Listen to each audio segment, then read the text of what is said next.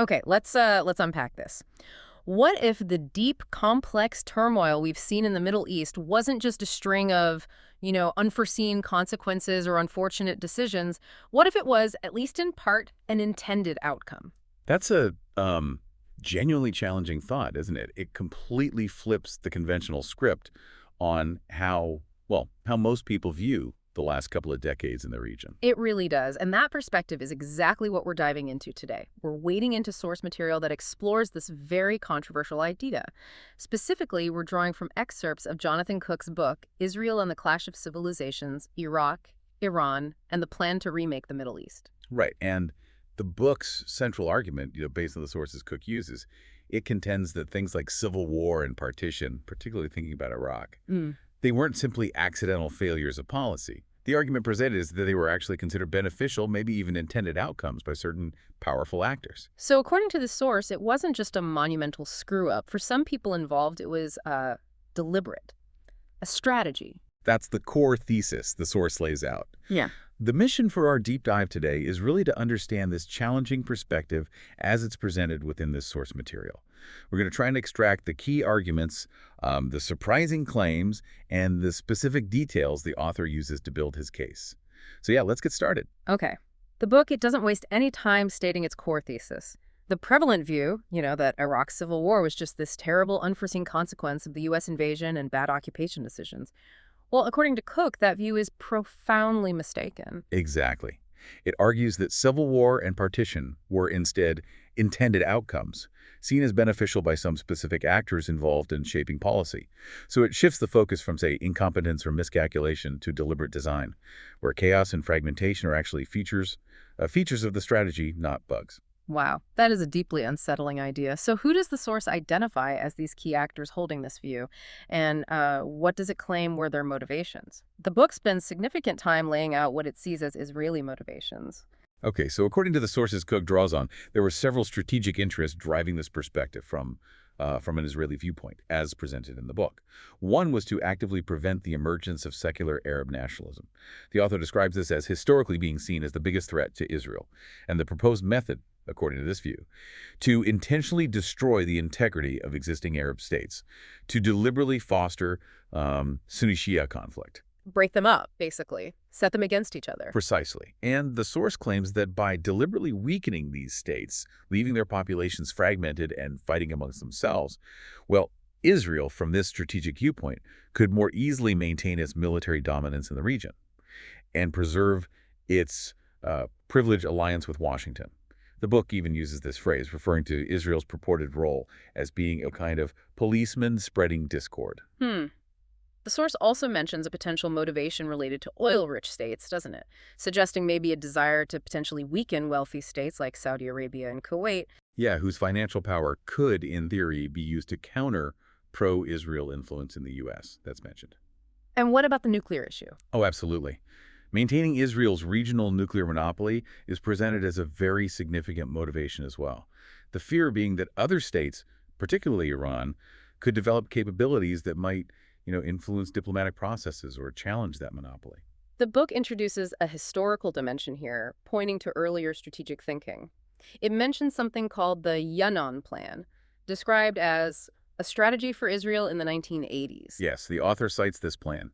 It reportedly proposed breaking Arab states into smaller ethnic or sectarian mini-states. So think Iraq divided into Shia, Sunni, and Kurdish entities, Syria into Alawi, Sunni Aleppo, Sunni Damascus regions, Egypt into a Muslim north and a Christian south. The source interprets this as a blueprint explicitly aimed at weakening Arab nationalism through, fragmentation. And the source even goes back further than that, right? Mentioning ideas attributed to figures like David Ben-Gurion. Right. About weakening Egypt, building alliances with non-Arab states like Turkey, pre-revolution Iran, Ethiopia, India, and also supporting internal secessionist movements within Arab states. So their author uses this historical context to suggest that this idea, this promoting regional fragmentation, isn't actually new. It's part of a longer-standing strategic culture, according to the book. That's the argument presented, yeah. Okay, here's where the book gets particularly detailed and, frankly, quite disturbing. It presents the occupied Palestinian territories as a kind of laboratory, Right. where this model of discord and control was, according to the author, tested over decades. Yeah, that's a key point the source emphasizes. It details actions taken post-1967, like expelling or imprisoning Palestinian leadership to prevent new unified figures from emerging. It talks about Israeli policies aimed at managing the population through co-option efforts, like the village leagues. These were local structures created by Israel, sort of bypassing the PLO, fostering internal division. A sociologist mentioned in the book is even cited referring to this specific policy as politicide, meaning like the destruction of a people's capacity for political self-organization. Wow, politicide.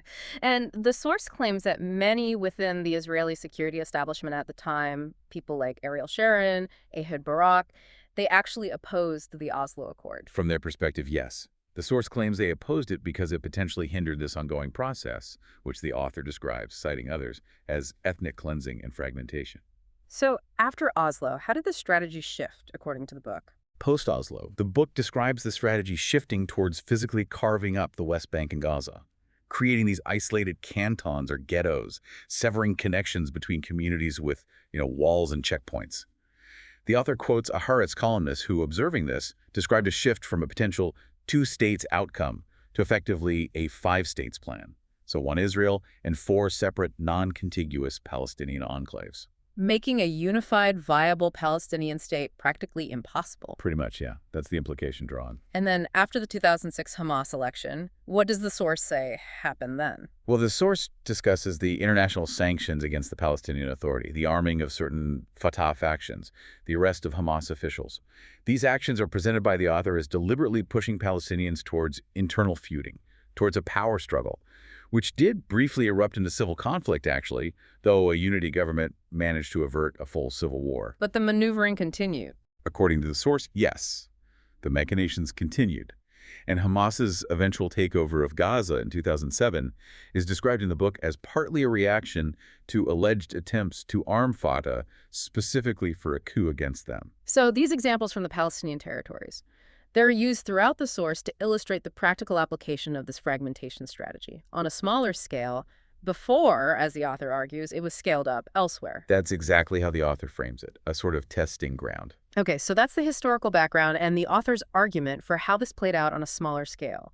How, then, does the source claim this specific vision, this strategy, made its way into the corridors of U.S. power and actually became policy? The source argues it gained significant traction with the rise of neoconservatives in the U.S., particularly within the orbit of the Bush administration. Cook claims these figures became persuaded that this regional fragmentation strategy would serve both Israeli and perceived American interests. They are then described as actively having sold this vision to the rest of the Bush administration. The book points to key neocon documents here, doesn't it? Things like the 1996 paper, A Clean Break, a new strategy for securing the realm. Yes, exactly. That document is cited as proposing specific steps aligned with this fragmentation idea.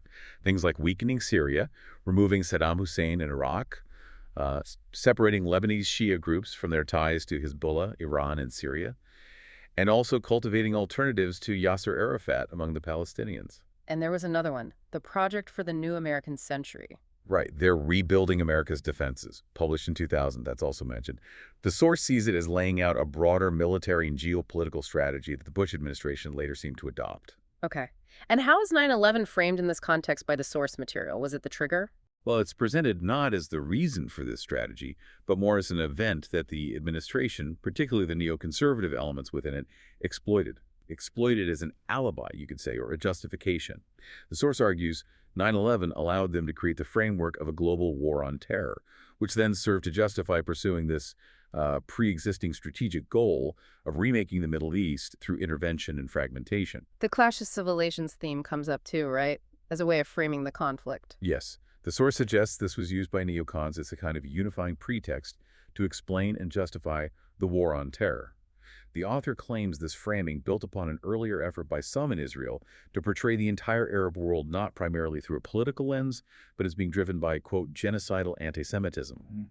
The source also notes active neocon advocacy during this period for regime change and covert action against Iran. Okay, so according to this source, the stage was set.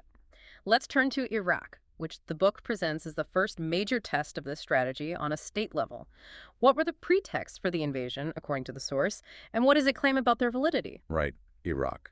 Well, the primary stated pretext, of course, was WMDs, weapons of mass destruction. But the source cites numerous individuals and sources from the time inspectors, like Scott Ritter, high-level officials like former Treasury Secretary Paul O'Neill, who doubted Iraq possessed significant WMDs or intended to use them.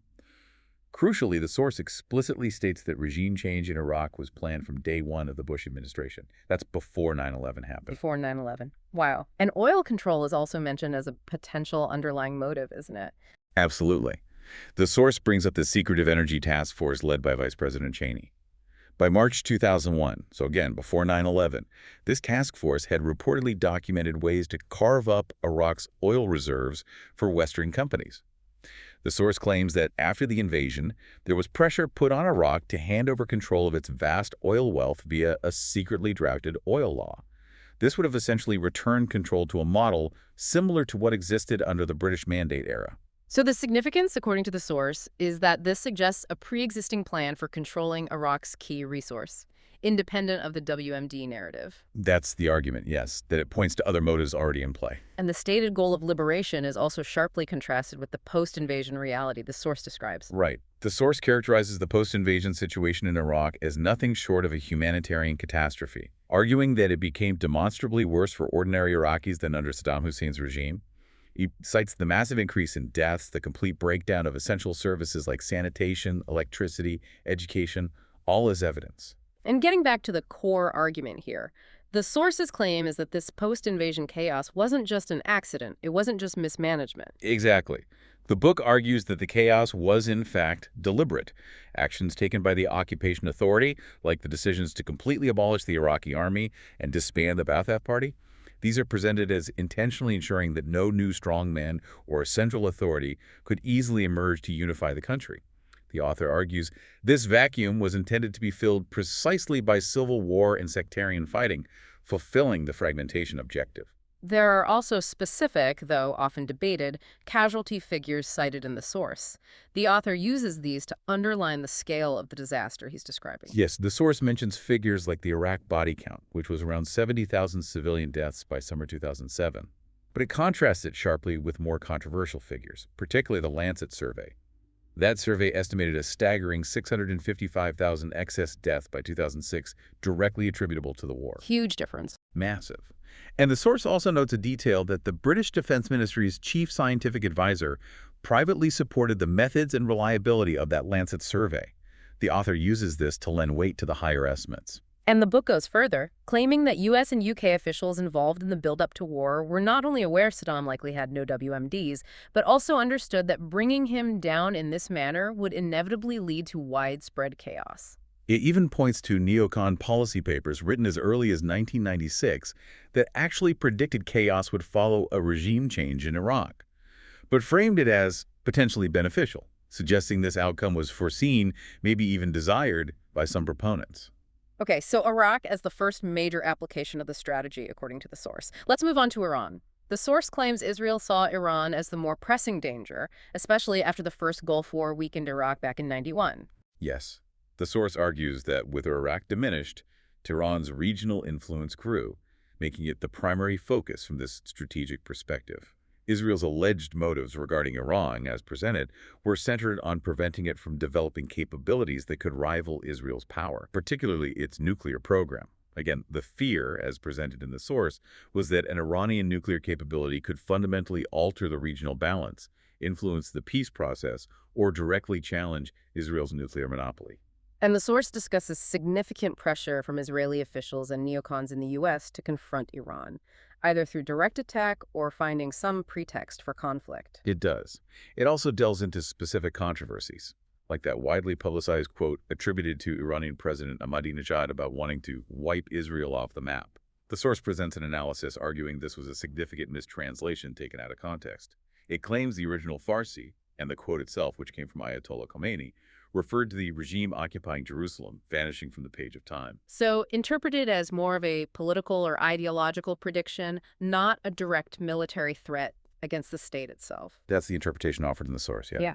The author uses this example to highlight how rhetoric was allegedly manipulated to build a case for confrontation.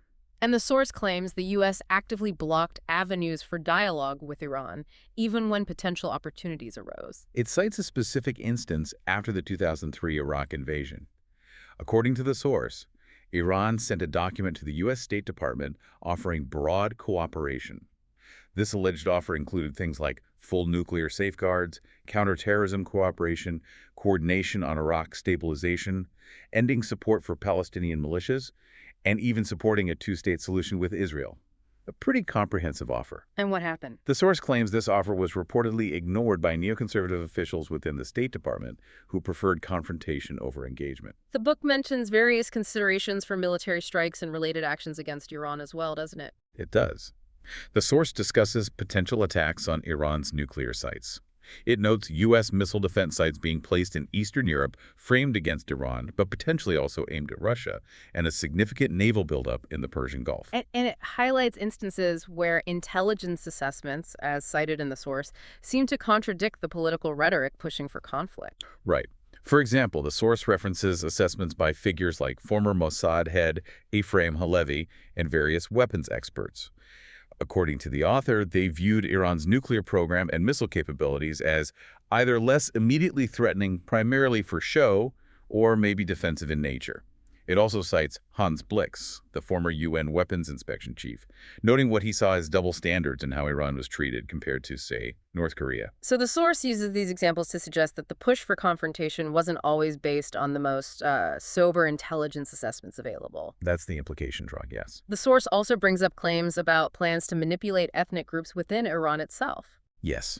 The book mentions alleged plans to stir tensions or support opposition among groups like the Kurds, Azeris, and Baluchis. It also discusses U.S. support for certain opposition groups.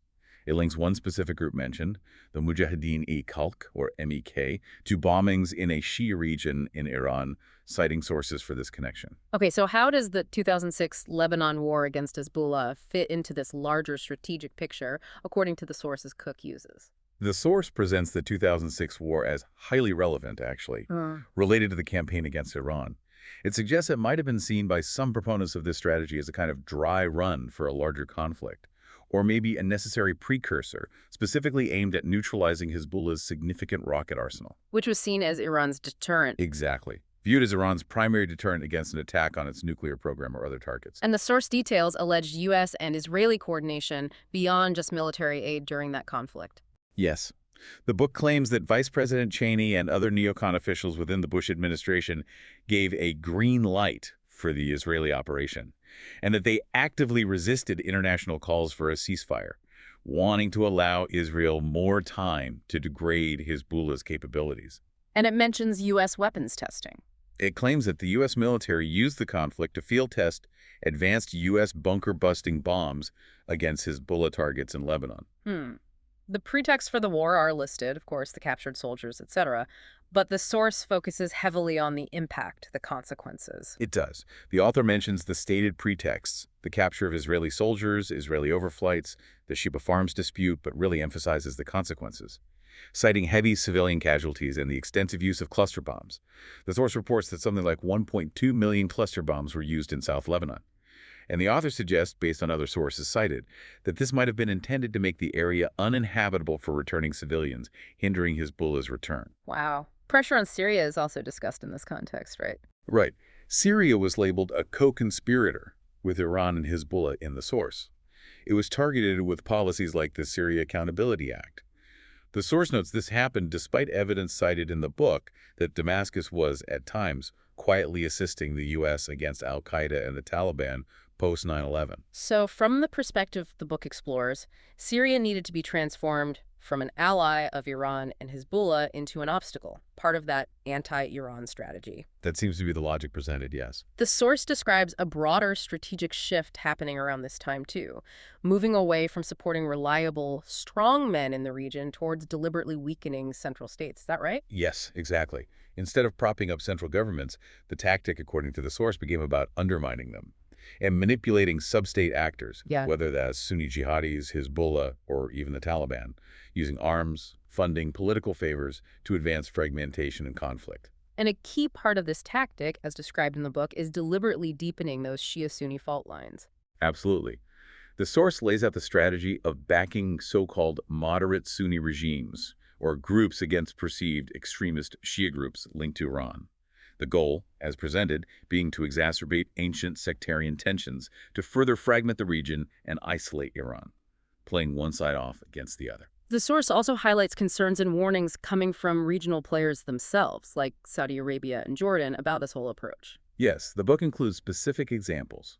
Both kingdoms reportedly fear that the deliberate breakdown of Iraq and the wider region into civil war would actually significantly empower Iran in the long run. King Abdullah of Jordan is cited specifically warning Vice President Cheney that U.S. behavior in Iraq seemed to be handing over the country to Iran without reason. And the Saudis expressed similar fears. Yes, the Saudi foreign minister expressed fears that civil war in Iraq would lead to the country's dismemberment and just cause wider regional turmoil. The source even mentions King Abdullah of Saudi Arabia, reportedly warning Cheney that if America withdrew from Iraq abruptly, the kingdom would start funding and arming Iraq's Sunni militias itself, highlighting their deep concern about the potential vacuum and Iranian influence.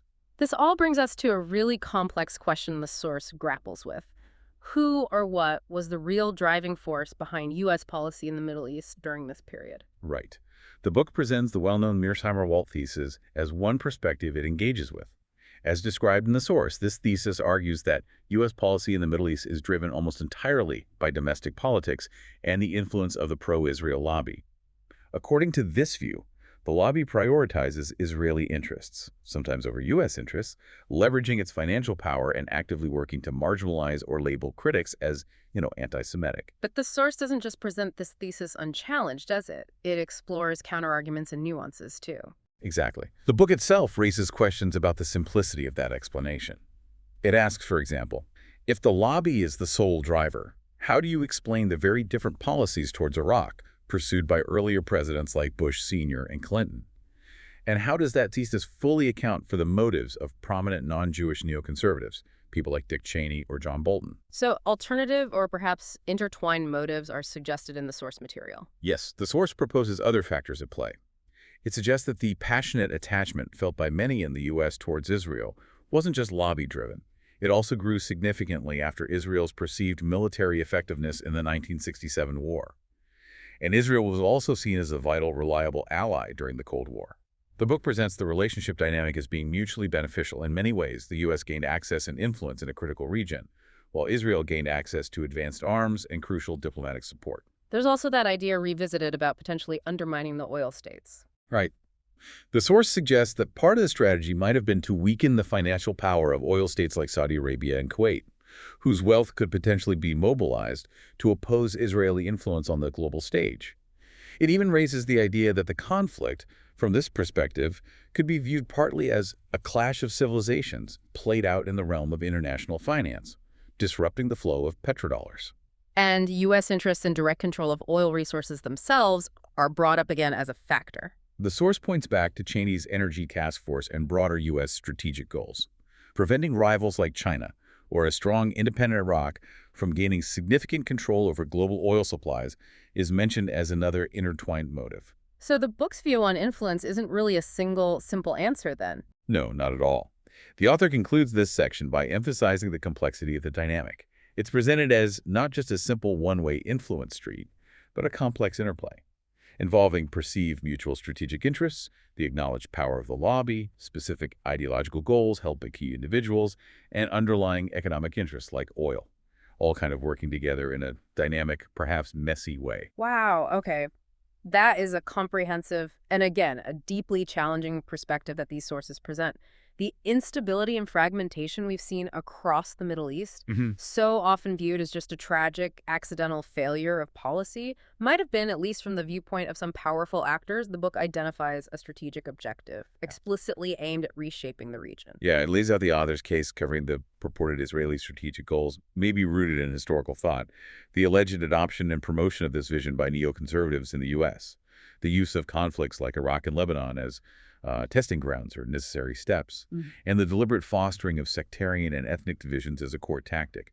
And it doesn't shy away from acknowledging the complexity of motivations and influence either, discussing perceived security needs, economic interests like oil control, historical visions for the region, and that intricate dynamic between allies. It certainly compels you to consider the possibility that what looks like failure from one angle might actually be seen as success from another, perhaps darker strategic perspective. So, what does this all mean for you, the listener, as you think about the region? Here's maybe a provocative thought to consider, just based on the premise laid out in the book we discussed. If we accept, even just hypothetically, that sowing discord and fragmentation could be viewed by some as a deliberate, intended strategy, rather than simply a mistake or an unforeseen consequence, what does this imply about the very nature of power, intervention, and alliances in the Middle East? How does looking through that particular challenging lens change the questions we should be asking about current events and potential future developments in the region?